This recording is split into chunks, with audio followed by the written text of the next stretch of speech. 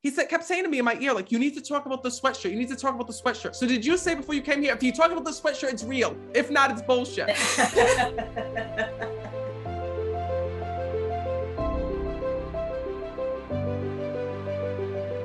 Well, first of all, I got to tell you, so this was your father that departed?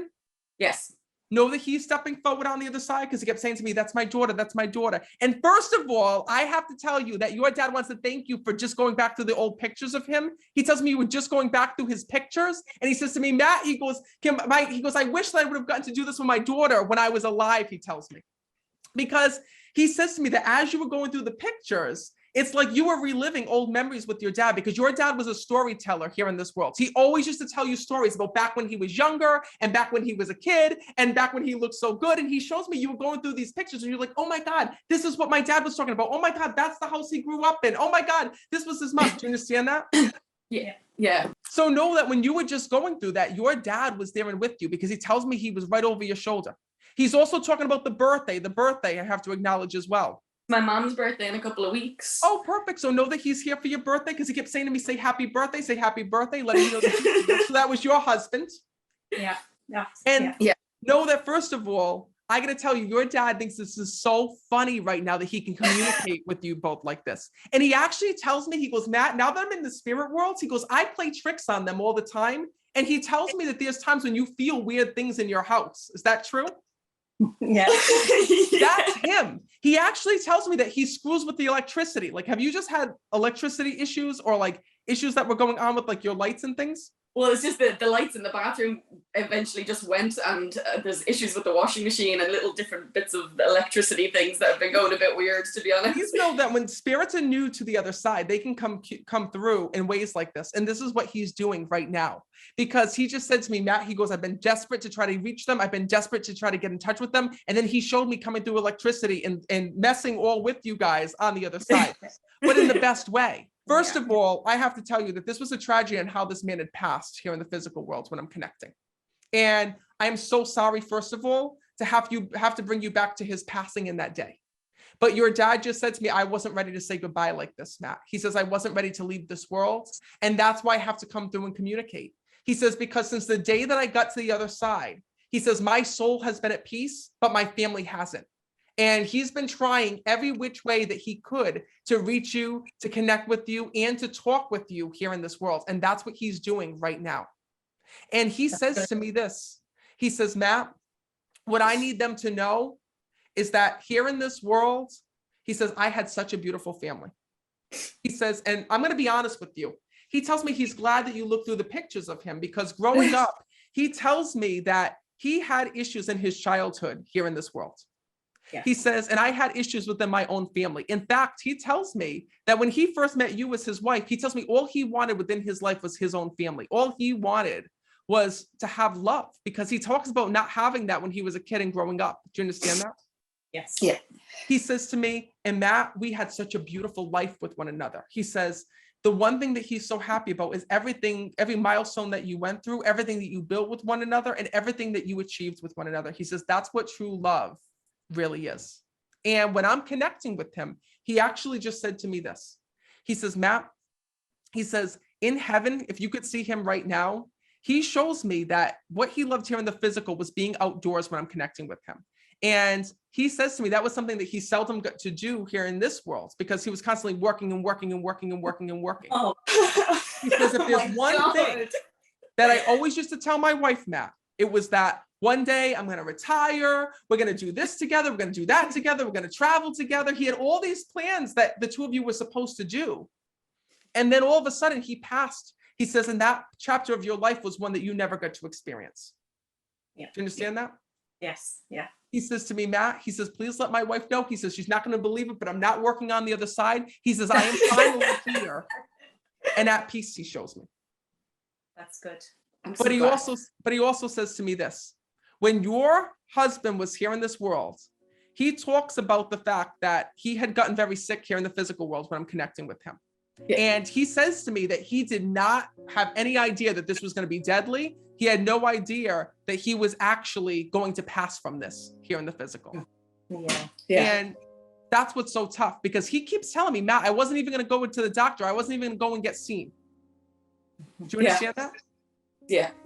But he tells me that you were like, no, I think that you should. I think that you should go see someone. I think that you should go and get checked out. And do you know that you gave him extra time here in this world by allowing him to do that and by making him do that? He says, Matt, he says, please let them know that even though they didn't get the chance to save me here in this world, he does not want you to have any survivor's guilt because you gave him a chance. You gave him a chance at life here in this world. So he shows me when I'm connecting, doctors working on him and doing everything that they could to try to help him here in the physical world. Yes. He's also telling me he was supposed to go undergo a procedure. There was a procedure that they were putting him through here in the physical. Yeah, he was to have an operation on the gallbladder, but it just hadn't come around yet. Yeah. He was waiting. Please know that he's bringing me back to that operation. And I don't know exactly what had happened, but he tells me this. He says to me, Matt, I was supposed to have the operation, but it was too late. He tells me there was already toxins in his body, he tells me. And he's bringing that through because he keeps showing me visions of IV bags, and I keep seeing his heart rate having issues, meaning that his heart rate was plummeting here in the physical world. And there was all of these different things that were going on. He tells me that literally the doctors were one step behind everything. And that's what's so tough, is that he was so close to living and so close at pushing through this. But I also have to tell you this. Your husband was someone who here in this world, he was tough stuff. And it's actually funny because when I'm connecting with him, he says to me, Matt, he says, I was not going out without a fight. So please know that even though he was in a coma at the end or couldn't speak or couldn't communicate, he tells me that he was fighting for his life here in this world. Yes. And we believe that wholeheartedly. I'm telling you this because he needs you to know that he was not going anywhere without getting to say goodbye. Yeah. He says, and even though that was not the goodbye that you wanted, meaning that he couldn't talk or speak back to you, he says that he was holding on to see his family. He was holding on for you. And he was also holding on because he wanted to see if his body was given a chance to live. Yeah. So what I mean by that is this, okay? This is what your father's showing me, which is really interesting. It's something that we can all learn from. Sometimes, even though our heart is kept beating here in this world and our body is kept beating, meaning that the doctors were keeping his body alive, right? Yeah. His soul was already out of his body. His soul was like in between worlds. So it doesn't mean your dad wasn't trapped. It's not like he was like, oh my God, where do I go? What happens? It means that souls sometimes are given an option, okay? And that option is that they stay and fight or that they go peacefully to the other side, right? And sometimes certain souls will choose to stay and fight. But the problem is that if your body can't recover, it can't recover.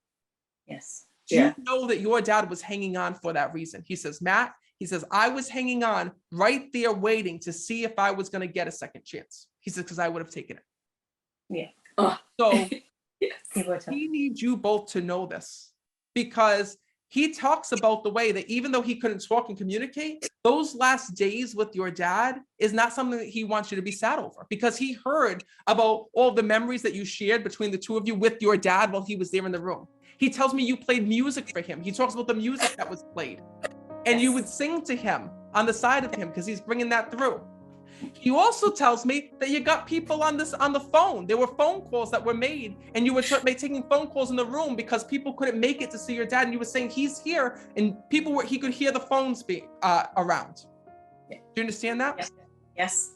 So know that you keep saying, oh my God, I didn't get to say goodbye. I didn't get to say goodbye. My dad didn't know, when he's here to prove to you right now that he heard everything. He's acknowledging that.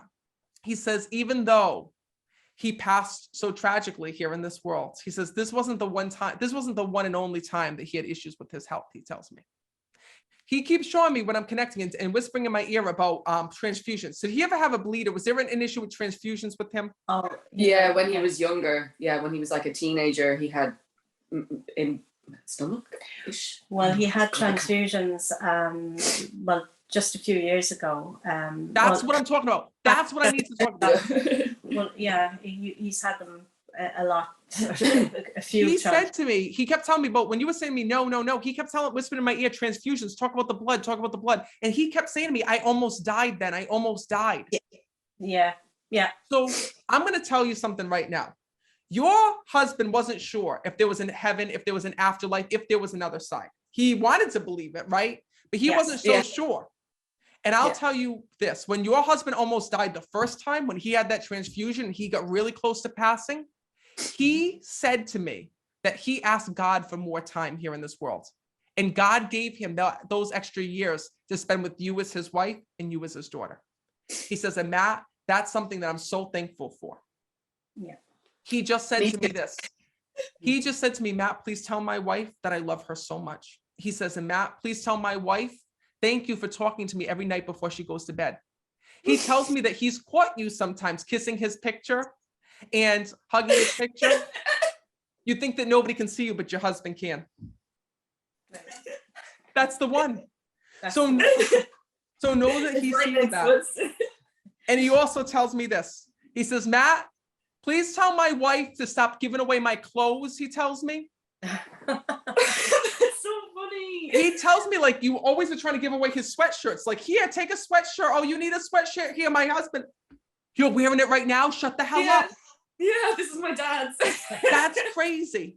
Before you came here, he said to me, kept saying to me in my ear, like, you need to talk about the sweatshirt. You need to talk about the sweatshirt. So did you say before you came here, if you talk about the sweatshirt, it's real. If not, it's bullshit. I said to my mom, I came down wearing this red jumper and I said, it couldn't hurt. Like, if anything, he'll come through to tell me to take it off or something. He knows about that. And please know that this is his way of truly validating that he is with you, because he tells me that you're in pain every single day, questioning what happened to him. Is he there? Can he see you? And that you're so afraid of going through milestones in your life without him. He says, you'll never be without me. And no matter where your mom goes, his soul is there and with you.